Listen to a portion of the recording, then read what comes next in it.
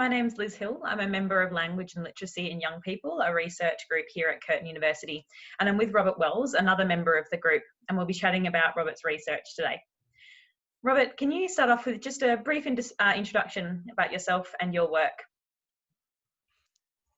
Yeah, sure. So I am a PhD student here at Curtin University, and I am part of the Language and Literacy in Young People research group.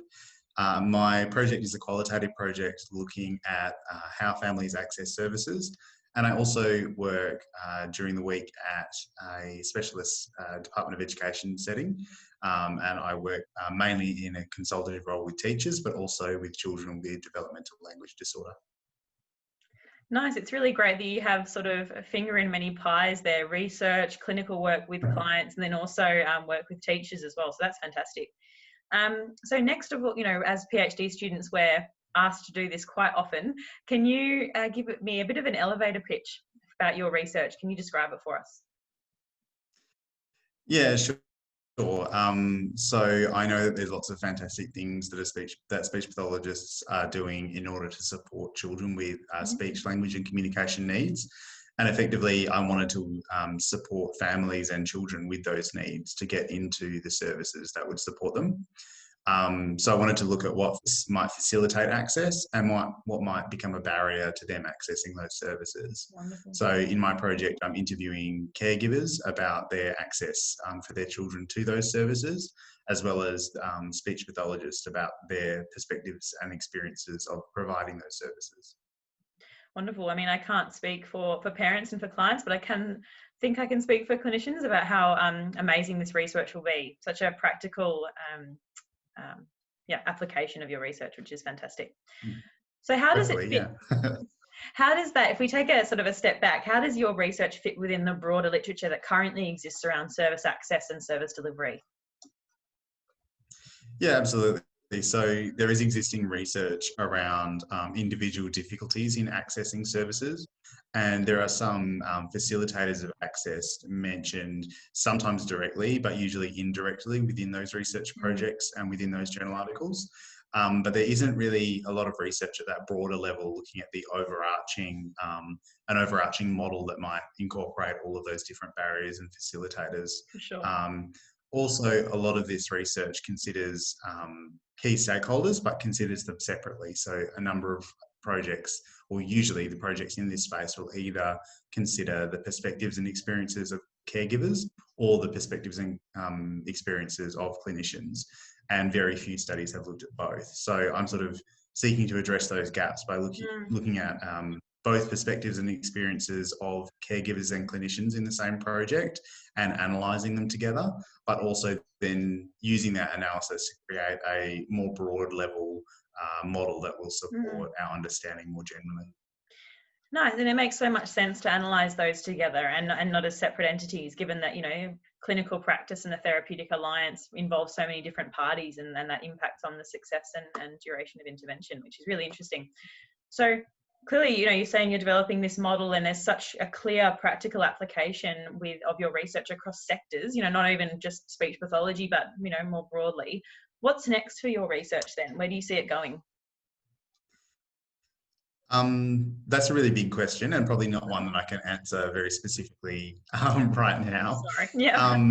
No, that's fine. My project uses a constructivist grounded theory methodology, Right. and within that, focus is on creating or generating a theory based on the data collected within the in-depth interviews. Yeah. And so as I come to progress in my my research and come more towards the conclusion of it, I'll have a theory that we'll be able to use to structure future research questions. Yeah. But at the moment, we haven't got, we're still working towards developing that theory. But hopefully towards the end, we'll have a stronger theory that will help guide myself and other researchers to test and try that model and find out a little bit more about the area.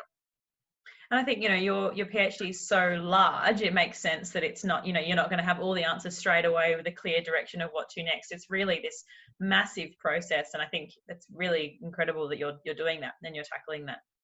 So I'm sure, I'm from all the chats we've had over the years, I'm clearly very interested in your research, but for other stakeholders, clients or clinicians, where can we find out more about your research specifically? How would we get access to that?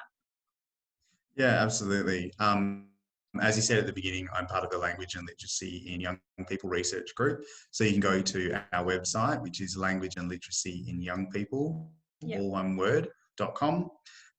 We also have a project-specific website, which is ISPA for C, is ISPA for the numeral 4, C.com. And that has all of the project-specific information. You can also find the project on Facebook as ISPA for C. And you can find me on Facebook or Instagram as Robert P. Wells SP. But I do spend more of my time clinically on Twitter as Ross. And hopefully there'll be some more outcomes for the project that we can be posting very soon. Yeah, that's really exciting. And you're so well connected. So a lot of different ways that we can get in touch with you and your research, which is fantastic. Thank you so much for chatting with me this afternoon, Robert, about your research. It's been great. Thank you very much, Liz. Thank you. Bye.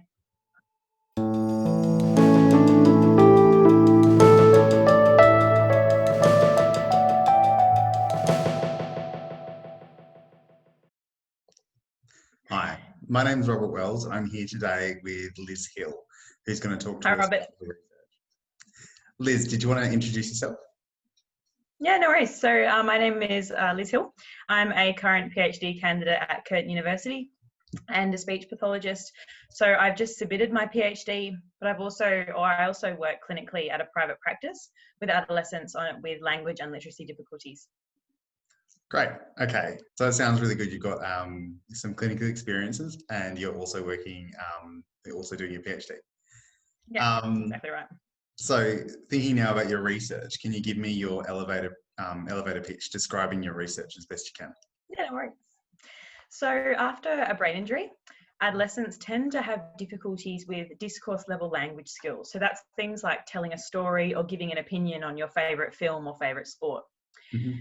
Now, we believe that these difficulties are related to deficits in cognitive functions, things like attention, memory, and executive function. And we also believe that these difficulties attribute to poor psychosocial outcomes. So what I mean by that is emotional difficulties, reduced academic success, reduced vocational success post-injury. Mm-hmm. So as clinicians, so as speech pathologists, we're really encouraged to consider the links between discourse deficits, so things like difficulty telling a story, and cognitive impairments and those psychosocial difficulties when planning our assessment and intervention. But at the moment, our understanding of those links between cognition, communication, and psychosocial outcomes is really poor. So they're poorly understood. So that's what my PhD set out to find. So looking at the cognitive and psychosocial factors that are linked to discourse skills in teenagers with and without an acquired brain injury. That's great. Sounds like really impactful research. So thinking about that, what impact or contribution has your research made to clinical practice?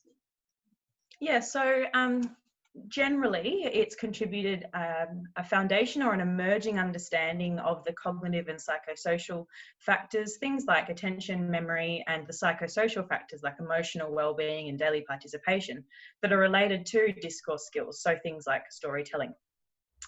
But one of the most exciting and practical clinical implications of the research has been the Curtin University Discourse Protocol.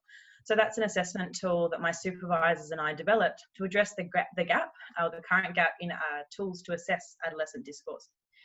And then through that, we've also developed quite a large set of normative data for adolescent discourse, which can be used by clinicians not only working with adolescents with an acquired brain injury, but across clinical populations. So that's really exciting. That's fantastic. It sounds like you've made quite a significant contribution to clinical practice. Thank you. I like to think so.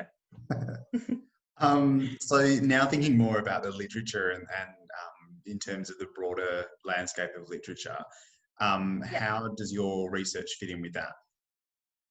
So I'll probably repeat myself a little bit here, I think. But the adolescent discourse literature is really emerging at the moment. And so, but because it's emerging, there are quite a few gaps that need to be filled. And so I like to think, or the research I did for my PhD addresses quite a few of those gaps. So like I said, the normative data, so understanding what is expected of adolescent discourse, so in storytelling or giving an opinion, in non-clinical populations. So how can we compare adolescents who have difficulties in discourse to nothing? So developing that normative data, as well as addressing the gap that exists in tools to assess adolescent discourse. So what we see in the current literature is that although there is an increasing level of consistency, it tends to be that the tasks that are used to assess adolescent discourse, the outcome measurements that are used to analyse language tend to vary quite widely. So by constructing this discourse assessment protocol, we're one step toward establishing more consistency in adolescent discourse research, which is really nice. That's awesome. So what's next? Where can this research take us in the future? So first of all, I think there needs to be an ongoing research in the area of adolescent brain injury and discourse. That's still very much emerging. So looking at the kinds of difficulties that adolescents with brain injury have in the area of discourse, what are the mechanisms behind those? So what are the cognitive deficits that attribute to those discourse difficulties? And what are the long-term impacts on daily well-being and psychosocial health? So I think, later on down the track, it would be really nice to see some longitudinal research looking at the link between discourse impairments, academic outcomes and emotional outcomes. So I think that's one thing that really needs to be done.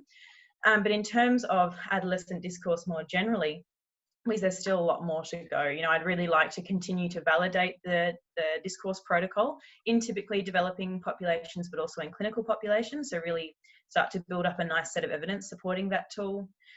But then also more specifically, things like modalities. So we know that adolescents don't only produce discourse orally. So a lot of the time when teenagers are producing discourse, it's in written form for school, so in the classroom.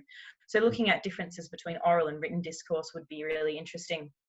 I think that would be really the next step for me personally, anyway. That sounds really interesting. So if we want to find out more, where can we go? So I'm really grateful to be part of a research group at Curtin University called Language and Literacy in Young People. So we have a website that is, no surprise, languageandliteracyinyoungpeople.com. And all the members of our research group have our publications and any resources on there, and the discourse protocol and the publications that have come out of my PhD are available through that website as well. And then I'm also on Twitter at Lizz Hill SP. If you'd like to follow me there, I'm there quite a lot of the time. Excellent. Thank you so much for your time, Liz.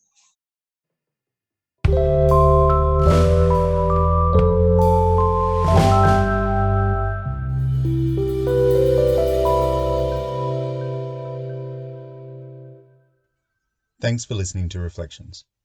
If you'd like to find out more about our work and for links to other podcast episodes, visit languageandliteracyinyoungpeople.com.